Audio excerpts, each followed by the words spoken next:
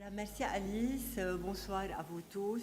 Merci de nous avoir exposés à ce très très beau film. Alors les portes d'entrée sont nombreuses pour aborder ce film, dédié par le réalisateur à son père et à l'émerveillement. Dans le temps très court que j'ai pour en parler, j'ai choisi de partager avec vous quelques réflexions qu'il m'a inspirées. À partir d'images ou de propos évoqués dans le film, j'ai articulé mon intervention autour de 3 axes. Le premier traitera de la différence centrale entre l'intelligence artificielle et l'intelligence humaine, identifiée par les neurosciences pour faire ressortir notre singularité humain en lien avec le film. Et je conclurai avec des propositions pour bénéficier de l'apport immense de l'IA, tout en maintenant notre singularité et en augmentant notre intelligence. Mais je voudrais d'abord évoquer la beauté visuelle du film, l'étrangeté et le mystère de certaines scènes, l'articulation réussie entre l'art et la science pour aborder des questions existentielles, la présence de la danse plus particulièrement, le titre du film qui reprend celui du beau poème d'Emily Dickinson, ces phrases qui résonnent en nous, le cerveau est plus vaste que le ciel, plus profond que la mer. Alors, la question posée dans la première scène a guidé ma vision du film comme un fil conducteur. Si vous vous souvenez, elle lui pose la question, mais c'est quoi avoir des sentiments? C'est à partir d'elle que j'entame la première partie de mon intervention. Donc, la différence centrale entre l'intelligence artificielle et l'intelligence humaine. La différence centrale entre l'intelligence artificielle et l'intelligence humaine, confirmée par les neurosciences, est l'incarnation de cette dernière dans un corps. Cette incarnation induit 2 conséquences majeures, intimement liées, une problématique de survie chez les humains et donc une motivation, une volonté interne. La machine, elle, n'a pas de volonté propre, est-il dit dans le film, ce que la science confirme. Cette différence centrale est évoquée dans le film par le neuroscientifique Antonio Damasio qui dit « Il est impossible de comprendre la conscience si on ne comprend pas la relation entre le cerveau et le corps. Car en fin de compte, la conscience est strictement liée avec la relation entre le corps et l'esprit. » C'est ce qu'il dit, si vous vous souvenez, dans le film. Il ajoute « La conscience nous permet d'expérimenter, de sentir ce que nous sommes, les multiples personnalités que nous pouvons avoir. L'homme est corps et esprit, la machine n'est ni l'un ni l'autre, dit Daniel Cohen dans son ouvrage Homo numericus. À l'intelligence artificielle, il manque donc d'être personnellement engagé, d'avoir un enjeu interne, une intention, une curiosité, d'être affecté, déduit le philosophe et mathématicien Daniel Handler dans son ouvrage passionnant « Intelligence artificielle, intelligence humaine, la double énigme ». L'intelligence artificielle obéit à une demande. Elle n'a pas de motivation propre. Handler écrit que ce n'est pas en améliorant sa capacité à résoudre des problèmes qu'on pourra doter la machine d'une autonomie première ou originaire. La première fois qu'ils m'ont allumé, dit le robot dans le film, il faut donc que quelqu'un l'allume, ce dont les humains n'ont pas besoin. Puisque nous sommes incarnés dans un corps, notre survie, motivation interne par excellence, est un enjeu existentiel qui nous pousse à apprendre et à agir. Au niveau de l'espèce, notre cerveau s'est développé pour résoudre des problèmes liés à la survie. Au niveau individuel, nous naissons inachevés, de grands prématurés et donc des êtres apprenants, dit Stanislas Dehaene. On ne survivrait pas sans certaines capacités qui fondent notre singularité. L'intelligence humaine a donc principalement une fonction d'homéostasie, c'est-à-dire celle de trouver des solutions, de rétablir un équilibre perdu, d'inventer, d'apprendre pour survivre. Laurence de Villers écrit dans son ouvrage « Les robots émotionnels », elle écrit « La machine n'a pas de corps au sens de viscères, d'hormones, de peau. Elle n'a pas non plus d'intention, d'émotion, de plaisir et de désir propre. Elle n'a pas de conatus au sens de Spinoza, cette intention puissante de se maintenir en vie. » Elle ajoute le vivant porte en lui une force irrépressible, ce que Spinoza appelle le conatus, l'appétit de vie, et que Damasio nomme homéostasie, qui est le moteur de la continuation de la vie et en régule les manifestations biologiques, psychologiques et sociales. Les titres des deux ouvrages passionnants du neurochirurgien et chercheur Antonio Damasio, qui intervient plusieurs fois dans le film, sont intitulés l'un « L'erreur de Descartes » et l'autre « Spinoza avait raison ». Ces deux titres résument bien cette idée. Les neurosciences démontrent que l'esprit est le produit d'interaction entre le corps et le cerveau. La peau, la chair, les organes sont liés à des organisations chimiques essentielles pour la perception des émotions, de la douleur, du plaisir. Nos sentiments naissent dans ce substrat, écrit de Villers. Elle en déduit que le corps n'est pas au service de l'esprit, il en fait partie. Elle montre que la machine n'aura jamais d'intériorité, car même si nous lui créons un épiderme, elle n'a ni nerfs ni viscères. De Villers considère qu'en l'absence de corps humain, l'émergence d'une conscience comme la nôtre, dotée de sentiments, de pensée et d'un libre arbitre, n'a aucune chance de se produire dans une machine. Notre tendance à l'anthropomorphisme, le fait de prêter des caractéristiques humaines à ce qui ne l'est pas, nous induit en erreur. De Villers et d'autres considèrent que les émotions, la conscience, l'intelligence, l'imagination, l'autonomie sont de la simulation chez la machine. J'aimerais ici évoquer la distinction éclairante que fait Daniel Handler entre l'intelligence artificielle et humaine. Selon lui, cette dernière, l'intelligence humaine, ne se réduit pas à la capacité à résoudre des problèmes, mais elle consiste à faire face à des situations de manière appropriée, c'est-à-dire ce que nous faisons tous les jours, ce que nous faisons toute la journée, ce que nous faisons tout le temps. Tout le temps, nous faisons face à des situations qu'il faut gérer de manière adéquate. Nous ne résolvons pas toute la journée des problèmes, mais nous faisons face à des situations auxquelles il faut réagir. Il considère que faire face à des situations de manière appropriée n'est pas quelque chose d'objectif et d'absolu, mais implique un jugement sur des valeurs, sur un rapport au monde, un sens que nous donnons aux choses. L'intelligence artificielle ne peut être authentiquement intelligente parce qu'elle ne connaît que des problèmes, pas des situations, écrit-il. Dominique Eddé a bien raison de distinguer entre la pensée et l'intelligence dans son dernier livre magnifique qui s'appelle « La mort est en train de changer ». Elle dit que l'intelligence n'est pas une condition suffisante pour la pensée. De ces différences centrales, incarnation et problématiques de survie, découlent des spécificités que la machine pourra difficilement acquérir jusque-là, du moins avec le même seuil de complexité. Ces spécificités constituent la valeur ajoutée de l'humain et justifient l'affirmation de Daniel Handler que, et je le cite, « la conception additive de l'intelligence humaine doit être abandonnée et qu'avec elle s'effondre une certaine idée des rapports entre intelligence artificielle et intelligence humaine. » Le deuxième axe de mon intervention porte sur quelques spécificités du cerveau humain qui sont inspirées par le film. L'émotion d'abord.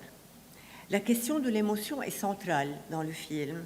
Elle l'inaugure et y est évoquée de multiples façons. Selon Laurence de Villers, se demander si les robots émotionnels sont capables d'éprouver des émotions n'a pas de sens. Faute de chair et de sang, nul désir, nul plaisir, ni intention, ni joie, ni tristesse dans ces machines, écrit-elle. Les machines pourront reconnaître des émotions et les exprimer, oui, mais démunies de corps, elles ne pourront pas les ressentir. Il leur manquera toujours la conscience, la capacité de souffrir, dit Yuval Harari. Le chercheur Kingston Mann dit dans le film « We are feeling machines that think », si vous vous rappelez. Ce constat est confirmé par de nombreux neuroscientifiques, dont Hervé Schneewes qui écrit « Un cerveau humain est d'abord un cerveau émotionnel ». L'intelligence artificielle, bridée par son absence de corps, est réduite à simuler, sans même pouvoir toucher la vérité du doigt ou quoi que ce soit, écrit surtout et n'importe quoi mais ne ressent rien, écrit Raphaël Gaillard, psychiatre, directeur du pôle hospitalo-universitaire de psychiatrie de l'hôpital Sainte-Anne, chercheur et membre de l'Académie française dans son dernier ouvrage « L'homme augmenté ». Antonio Damasio, qui intervient dans le film, considère qu'en l'absence d'émotion, l'humain ne peut être vraiment rationnel.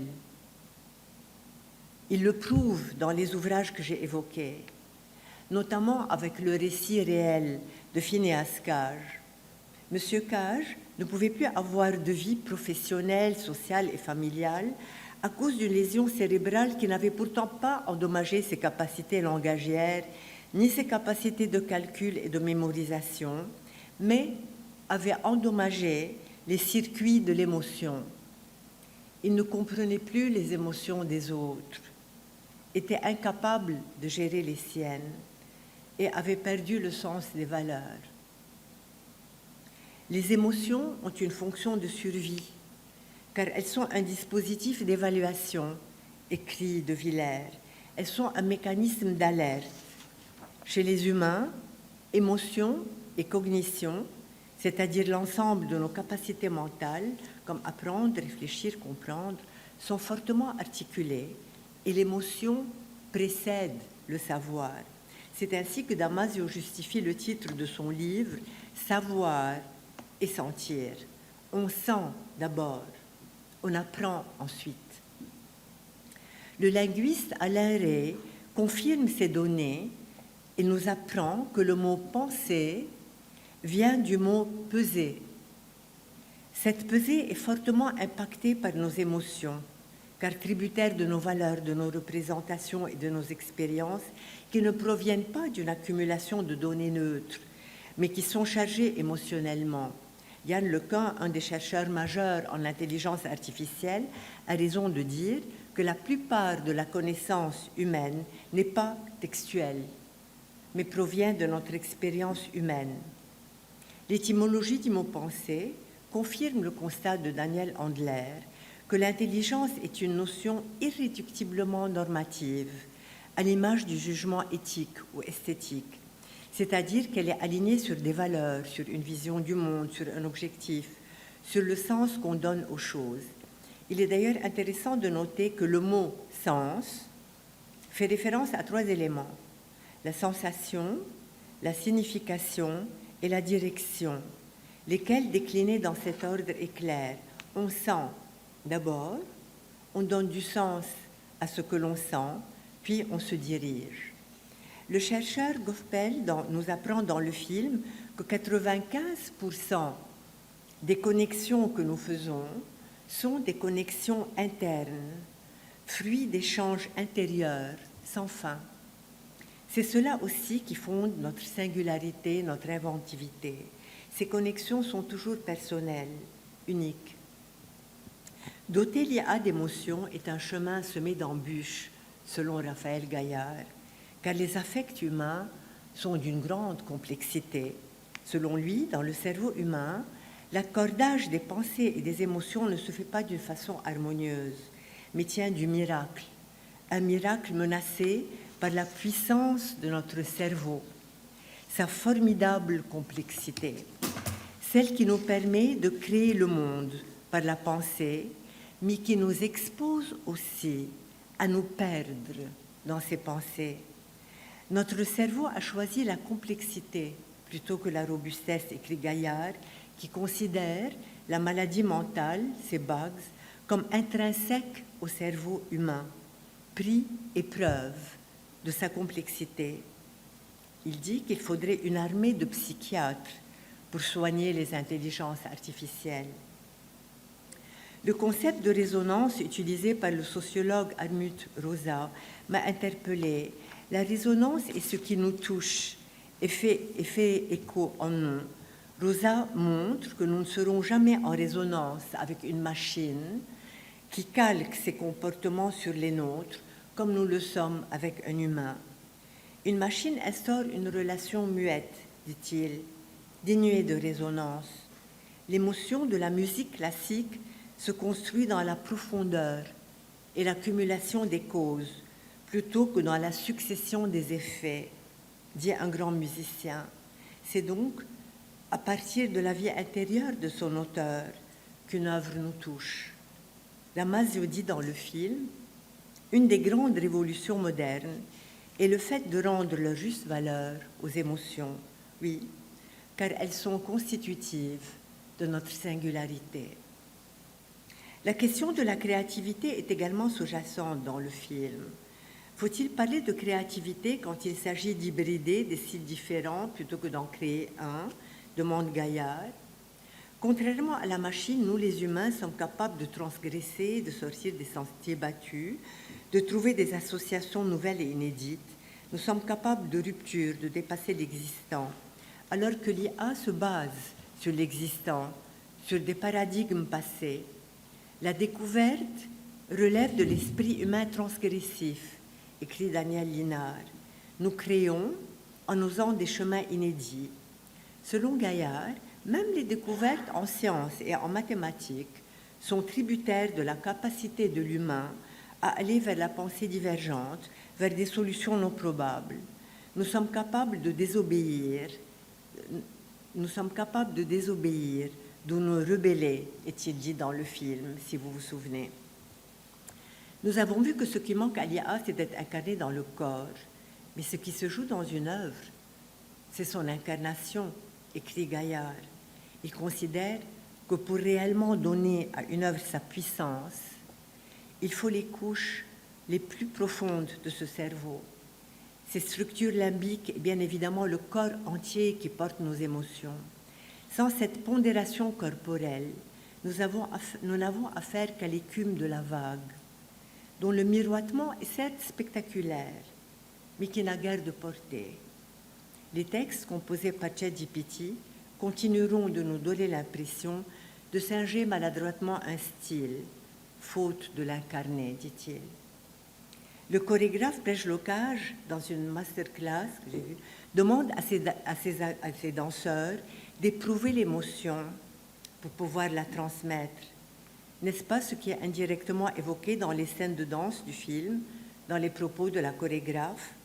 Dans la très belle pièce de théâtre Masterclass, la cantatrice conseille aux étudiants en art lyrique de puiser en eux pour que la musique advienne. Raphaël Enthoven se demande comment donner à une IA qui n'éprouve rien le talent de reconnaître ce qui nous émeut, sans qu'elle sache pourquoi, en accumulant des images. Pour que l'intelligence artificielle puisse nous toucher, elle doit l'être elle-même. Un critique, commentant une traduction de La Tempête de Shakespeare, se plaignait qu'on n'y entendait pas le vent. Comment le faire entendre sans l'avoir entendu? Comment sans peau pour le sentir? Comment émouvoir sans l'avoir été soi-même? La créativité des humains est fondée sur la transformation de ce qui a été rencontré, non sur l'accumulation ou la reproduction. Cela est évoqué dans le film. L'artiste regarde le monde et en redonne sa version, nécessairement différente de celle de l'autre, nécessairement singulière. Notre cerveau n'accumule pas, mais transforme, et se transforme. Le processus n'est pas additif, mais transformatif. Nous sommes augmentés et hybridés par nos lectures, nos rencontres, nos expériences. Gaillard écrit « Ce que nous avons su un jour laisse son empreinte en nous. Chacun de nos savoirs modifie nos réseaux cérébraux et désormais ceux-ci fonctionnent différemment quand bien même ce savoir n'est plus. » Rilke l'avait dit de façon magistrale dans un très beau texte qui m'habite. Je l'ai apporté dans mon sac si quelqu'un veut le lire chez lui à la maison. Nous, les humains, sommes capables de donner des réponses à des situations non vues, de gérer l'imprévu, de transférer d'un domaine à un autre, de faire feu de tout bois. La valeur ajoutée de Steve Jobs vient du design de ces objets, acquis lors d'un cours de calligraphie qui n'a rien à voir avec l'informatique. Dior reconnaît que le Beaujolais lui a inspiré le rouge de l'une de ses robes. De nombreux chercheurs relient la créativité humaine à la capacité de rêverie, au lâcher-prise, ce que la machine ne saurait faire. Découvrir par hasard la fertilité d'une idée nouvelle, écrit de Villers. La coopération et l'empathie sont deux autres facultés ou capacités qui nous caractérisent. Le film évoque indirectement ces deux capacités essentielles chez les humains, l'empathie et la coopération. Nous, les humains, sommes des animaux sociaux, programmés pour le lien, car notre survie en dépend. Le robot n'a pas d'empathie, alors que nous sommes programmés pour nous mettre à la place de l'autre grâce à des neurones miroirs dont nous sommes munis. Sinon, comment converser avec les autres, comme le souhaite le robot dans le film? L'empathie permet également l'identification, l'un des plus puissants ressorts de l'apprentissage humain. Les autres sont contagieux. Nous évoluons grâce à des identifications successives, car nous avons la chance d'admirer. Nancy Houston dit « On est des planètes lancées sur des trajectoires, absorbant et reflétant la lumière les unes des autres. » L'empathie permet également la coopération, autre condition de notre survie en tant qu'espèce et qu'individu, et qui fait de nous l'espèce la plus puissante, selon Yuval Harari. La capacité à interpréter, à élaborer et à inventer des récits est la dernière capacité que j'évoquerai. Nous, les humains, ne sommes pas des opérateurs logiques. Portés par une problématique de survie, nous interprétons, nous construisons des visions du monde, inventons des histoires qui donnent sens à nos vies et nous aident à nous accommoder de la mort. Nous sommes une espèce fabulatrice, écrit Nancy Houston. Il n'y a pas de groupement humain sans fiction. Yuval Harari le démontre de façon magistrale dans son dernier ouvrage Nexus. Il considère que Sapiens doit sa survie à sa capacité à générer des histoires intersubjectives, puissantes car partagées. L'homme est un animal conteur d'histoires, écrit Antoine Compagnon. Il faudrait une autre conférence pour déployer les enjeux de cette capacité. Dernière partie, et je conclurai avec ça, qu'en est-il de la problématique sociétale abordée dans le film? Nous, les humains, sommes capables d'émotions et porteurs de valeurs, nous permettant de peser, donc de penser. Nous sommes capables de sortir des sentiers battus, d'inventer, de rêver, d'émettre des hypothèses nouvelles, des réponses inédites, de problématiser et de questionner les questions et nos pensées, capables de nous mettre à la place de l'autre, de coopérer. Ces capacités qui nous différencient de la machine sont celles dont ce monde complexe, changeant et incertain a besoin. L'intelligence artificielle nous offre une précieuse opportunité de les investir et de les augmenter si nous assurons certaines conditions. J'en évoquerai rapidement 5. La première est savoir utiliser le temps gagné. Ce que nous ferons de ce temps est la question qui compte. Saurons-nous aller vers ce qui exige du temps pour advenir de la patience, de l'écoute, une vie intérieure? c'est-à-dire ce qui nous manque aujourd'hui. La deuxième est de redécouvrir et investir la singularité de l'humain. Il faut travailler sur la singularité, préconise l'architecte Jean Nouvel dans une masterclass, c'est-à-dire le contraire de ce qui nous est généralement demandé. Saurons-nous être autrement intelligents, comme dit le philosophe Michel Serres, arrêter de reproduire, de répéter, de réciter, sortir des sentiers battus, oser l'inédit, oser des questions et des réponses nouvelles. Se déplacer et faire alliance, troisième condition. Je ne crois pas au remplacement, je crois au déplacement, écrit Yann Lequin. Toutes les professions seront impactées par l'intelligence artificielle. Elles vont se transformer. Pour ne pas être remplacées, il faudra nous déplacer, faire alliance, jouer une complémentarité exigeante. Quatrième condition, organiser des plateformes réflexives et réglementées. Cette exigence est évoquée dans le film. Qui va décider de ce que j'ai le droit de penser? Qui va prendre des décisions? Demande l'un des intervenants. Dans une société qualifiée d'hypnotique, où chaque aspect de l'existence est médié par des technologies de suggestion qui mènent vers un autoritarisme numérique, la pensée critique est impérative. Nous avons besoin, à l'heure des prédateurs, pour reprendre le titre du livre de Giuliano de Ampoli, il est impératif et nous avons besoin d'organiser des espaces de débat et de réflexion, de trouver un équilibre normatif, de réglementer, de trouver des garde-fous pour un usage éthique et éclairé de ces nouveaux outils.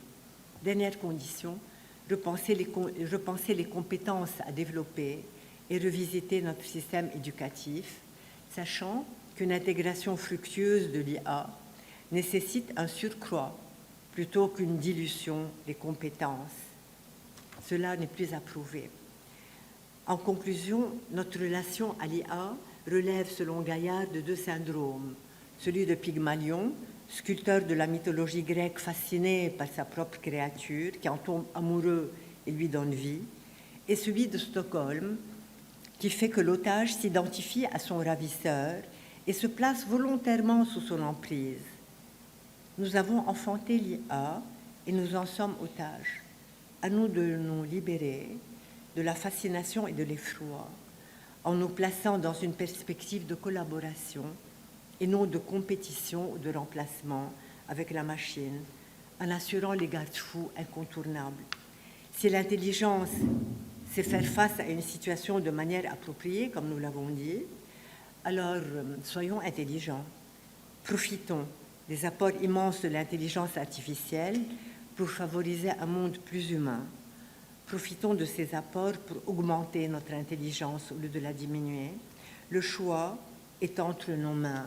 C'est ce qui est dit aussi dans le film à un moment, que ce choix est entre nos mains. Voilà ce que j'avais envie de partager avec vous.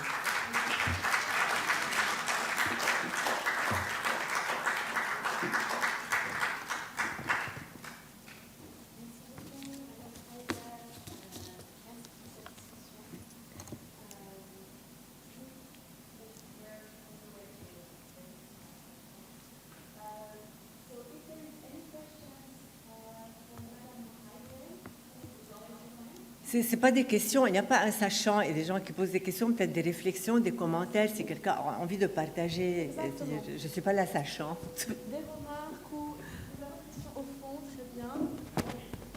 Je vous apporte un micro.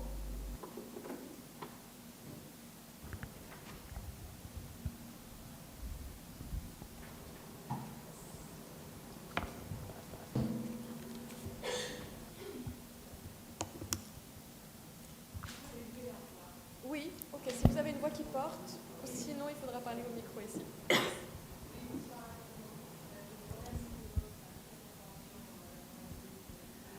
Est-ce qu'on peut mettre le micro, parce que là je ne l'entends pas. Oui. Vous pouvez vous approcher peut-être.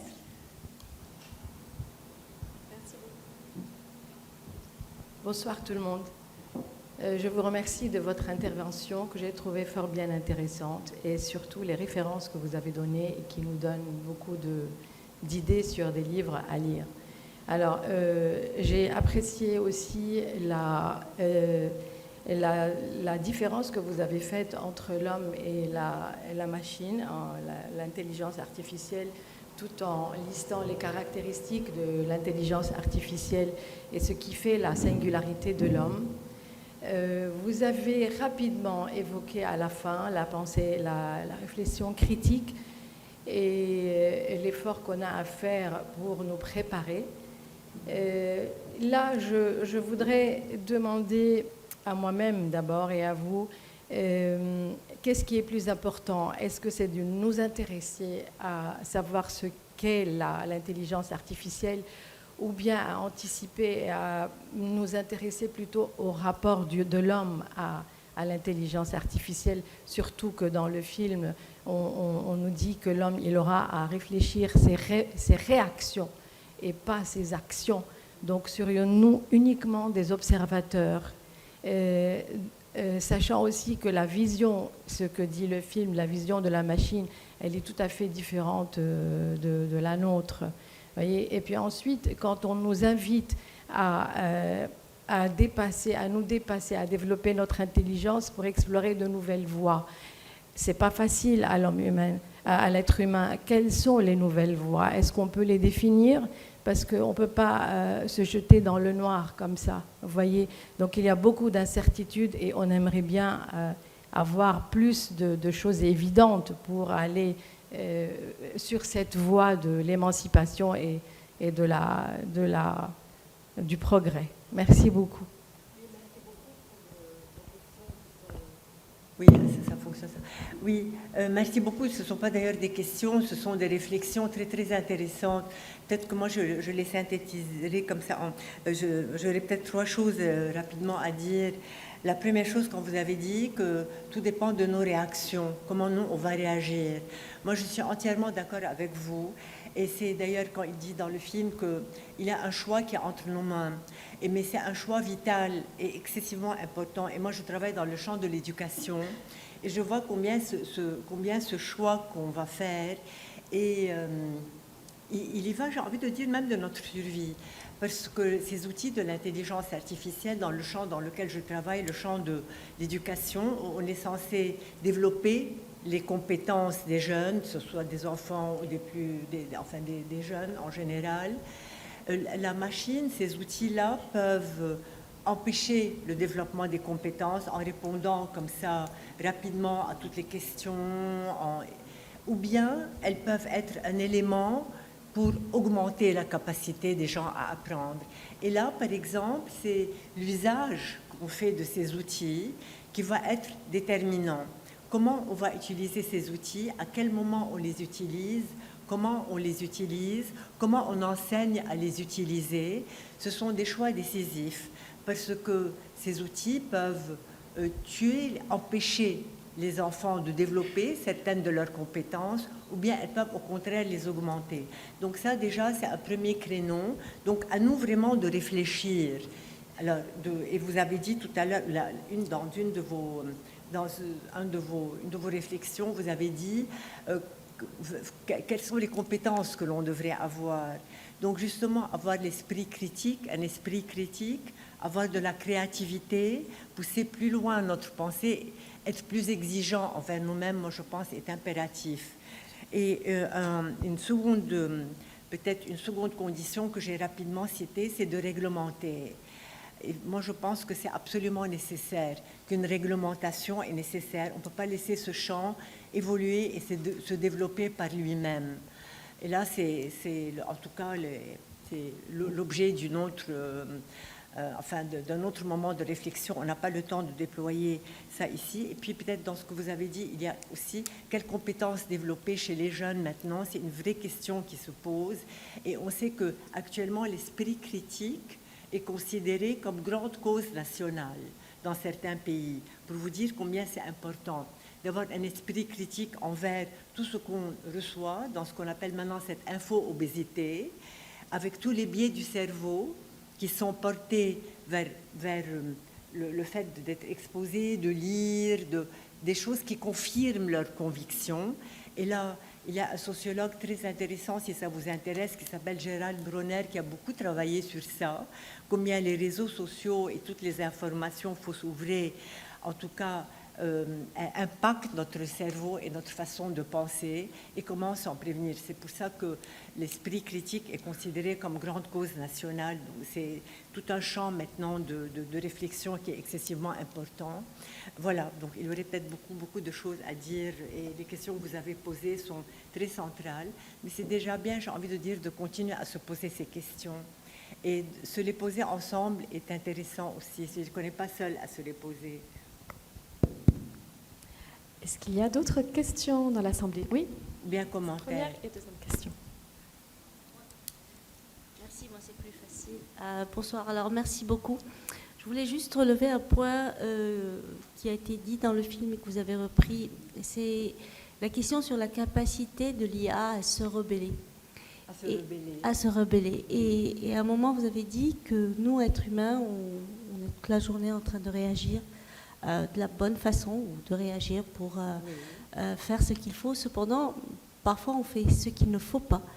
Et les conséquences sont superbes. Et elles sont exactement. Et ça donne des conséquences extraordinaires, des choses super belles auxquelles personne ne s'attendait. Et je pense que cette capacité à ne pas faire ce qu'il faut, c'est ce qui fait l'humain par rapport à une IA généralisée qui fera toujours ce qu'il faut. Et c'est peut-être une voie de différenciation qui peut encore exister. Absolument, ce que vous dites n'est pas une question, c'est un commentaire, vous confirmez, c'est un commentaire, vous confirmez ce qui a été dit quand il dit on ne peut pas se rebeller. Effectivement, nous pouvons l'être, et ça c'est important, absolument, vous avez raison. Parce que justement, la machine n'a pas une volonté interne, alors que nous en avons une. We have another. Do you have an intervention on this question, or any further remarks? So we have another question here in English. Thank you very much, and thank you for your reflections, which brought me to another thinking. I mean, apart from the film. In the film and in your reflections, I thought, how sure can we be that our picture of reality is real? So, I mean, our brains, how it was said in the film, are a construction, and very often hallucinations about what our brain interprets. So the AI constructs another world. And I would not say it is a deficit, certainly it doesn't have a body, but it constructs another world, which is different from ours. And the AI can interact with us, but we cannot understand their world. So is it clear? So how sure can we be that our world is the real world? Because it's a construction also. Donc, si j'ai bien compris, je ne sais pas si j'ai bien compris, ça veut dire que ce sont des constructions de mondes différents, c'est un peu ça. Quelqu'un aimerait me traduire de façon plus précise? Vous pensez que le monde que nous sentirons est le monde réel. Mais en réalité, notre monde est une construction aussi, une construction collective, une construction individuelle. Et dans le film, on a dit que 95% are hallucinations. How sure, comment s'assurer que notre monde est le vrai monde, le monde réel, c'est le monde pour nous, je comprends. Mais ça ne veut pas dire, nous avons aussi nos limitations. Ça ne veut pas dire c'est le monde réel.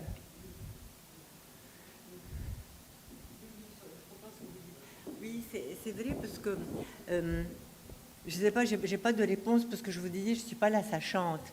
Mais si j'ai une réflexion à faire sur votre réflexion, peut-être c'est comme ça, peut-être une réflexion en réponse à votre réflexion, c'est tout. C'est que c'est vrai que nous, notre monde, à cause, je ne sais pas comment dire, mais grâce, je vais dire, à notre corps, parce que nous sommes incarnés, nous vivons dans une réalité nous traversons des expériences, il est vrai, mais en même temps, nous inventons aussi le monde dans lequel nous sommes. Donc nous avons ces deux capacités, en fait, d'être ancrés dans une réalité, mais chacun de nous va vivre cette réalité, va l'interpréter à sa façon. Vous voyez, donc c'est ça peut-être aussi la richesse de notre façon d'être au monde. C'est que nous sommes ancrés, oui, dans une réalité, mais en même temps, nous transformons cette réalité, nous l'élaborons, nous l'interprétons. Voilà, et je pense que ça, c'est notre richesse inouïe, je crois. Voilà, et c'est peut-être, en fait, notre différence aussi avec la machine. Parce que la machine, elle n'est ni vraiment dans le monde, puisqu'elle n'a pas de corps, comme il a été dit, et elle n'a pas non plus des représentations elle-même du monde, mais elle obéit à des représentations. Donc, c'est intéressant ce que vous avez dit. Donc, ça nous montre combien nous sommes bien, bien plus riches que la machine. Parce que dans la réalité et dans la construction aussi mentale et imaginaire de cette réalité, alors que la machine, en fait, n'est ni dans l'un ni dans l'autre. Merci beaucoup, Nada, pour cette intervention. Est-ce qu'il y a des questions additionnelles dans la salle en français ou en anglais? Oui, oui, vous pouvez descendre, merci beaucoup. Si vous parlez devant le micro, ça sera plus... Écoutez, le film qu'on a vu est très beau. C'est un mélange en fait de documentaire aussi.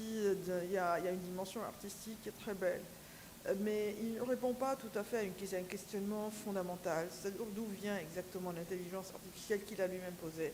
Et deuxièmement, il ne nous éclaire pas sur la dimension réelle de l'intelligence artificielle qui est au-delà de ce qu'on a vu. J'ai beaucoup apprécié votre intervention également à vous, qui est d'une richesse tout à fait significative, et ça se voit que vous avez beaucoup de lectures, beaucoup de documentation. Mais je crains quand même que l'intelligence artificielle soit encore beaucoup plus poussée qu'on le pense. Je vais vous donner un petit exemple.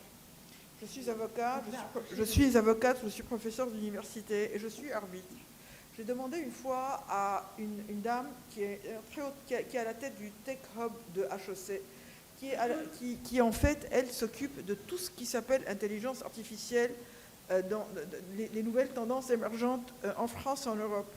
Je lui ai demandé, on discutait à un moment donné, je lui ai dit,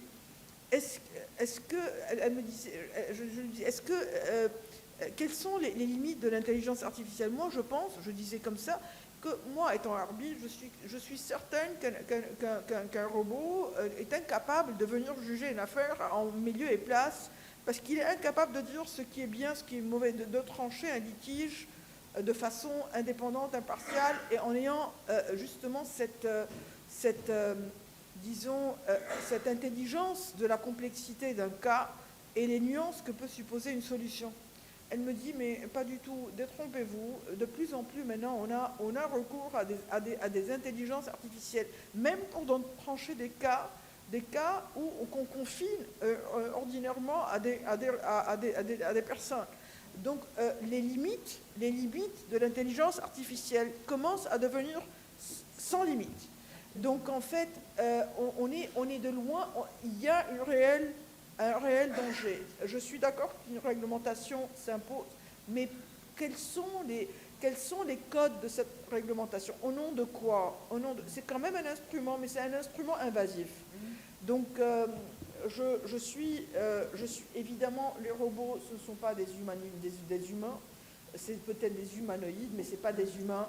mais il ne faut pas du tout minimiser le danger que peut représenter l'intelligence artificielle, et notamment dans beaucoup de secteurs qui peuvent être des secteurs aussi, pas uniquement des secteurs de pointe ou de service, qui peuvent aussi être des secteurs qui sont une menace. Alors, j'ai juste voulu juste une petite intervention à ce niveau-là. Évidemment, j'ai beaucoup apprécié tout ce que vous avez dit, mais il ne faut pas minimiser non plus les dangers qui se posent. Voilà. Votre intervention est excessivement importante, parce que vous avez soulevé un danger qui est là, qui existe, qui est menaçant. Et moi, je suis tout à fait d'accord avec vous. Moi, je sens parfois qu'on est comme à un carrefour entre deux choix complètement opposés. L'un nous permettra de nous augmenter, de vivre dans un monde plus humain, et un autre choix que je n'ai pas envie pour le moment de qualifier, mais qui serait peut-être le contraire de ça. Je suis entièrement d'accord avec vous. C'est pour ça que dans l'une des conditions que j'ai évoquées, mais l'intervention ne pouvait pas porter que sur ça, d'accord, c'est la nécessité d'abord de débattre de ces questions, de parler ensemble, donc d'échanger autour de ces questions, des dangers, des opportunités, des manières d'y faire face, et aussi de réglementer. Et moi, je crois que maintenant, cette question de réglementation est excessivement délicate avec Trump au pouvoir. Alors, il y a Giuliano De Empoli a écrit un livre excessivement intéressant. Le titre, d'ailleurs, est très évocateur. Il s'appelle « L'heure des prédateurs ». Et c'est excessivement important tout ce qu'il raconte. Il a sorti un livre aussi récemment. C'est plusieurs articles qu'il a regroupés. Il a sollicité plusieurs personnes. C'est pour ça que j'ai cherché pendant que vous parliez, parce que j'ai écrit ça chez moi. Le livre s'appelle « L'Empire de l'ombre, guerre et paix au temps de l'IA ». C'est un livre excessivement intéressant où il nomme, il explicite, il nomme et il développe les dangers que vous avez signalés maintenant. Et il y a beaucoup de chercheurs, des philosophes et tout qui participent à cet ouvrage, qui nomment, qui explicitent et qui développent les dangers auxquels on fait face. Donc, raison de plus pour justement vraiment avoir des réglementations, des concertations, des plateformes. Ceci est très, très important et ceci est mis en danger actuellement aussi. Voilà, vous avez tout à fait raison et c'est très important ce que vous avez évoqué. Merci. Est-ce que nous avons des questions additionnelles dans l'Assemblée? Très bien, merci à vous, merci beaucoup, Nadam Reiser, pour cette intervention. Merci pour le public.